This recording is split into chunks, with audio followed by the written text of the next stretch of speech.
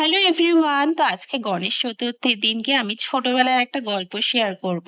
তো আমি যখন ছোট ছিলাম আমার গণেশ ঠাকুর ভীষণ কিউট লাগতো। যেখানেই যেতাম সেখান থেকে একটা গণেশ কিনে নিয়ে আসতাম। যেরকম আমার কাছে ছিল উকিল গণেশ, তারপরে ঢোল বাজানো গণেশ, আরো কত কি।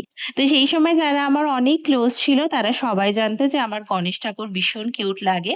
তো আমার কোনো এক বার্থডেতে আমার এক কলেজ ফ্রেন্ড আমার জন্য একটা গণেশ টেডি এনেছিল। তো তখন ওর মা বলেছিল যে, "এই টেডি গুলো তো জেনারেলি অন্নপ্রাশনের বাচ্চাকে দেয়। পম্পাকে কেন দিচ্ছি?" তো তখন আমার ওই ফ্রেন্ড বলেছিল যে, "এই টেডিটা পেয়ে পম্পা যে পরিমাণ খুশি হবে সেটা হয়তো অনেক দামি বা অনেক বড় গিফট পেয়েও হবে না।"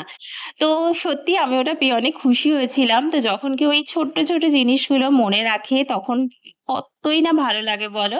তো চলো গণেশ চতুর্থীর অনেক শুভেচ্ছা, অনেক ভালোবাসা। দেখা হচ্ছে আবার একটা শর্টসে।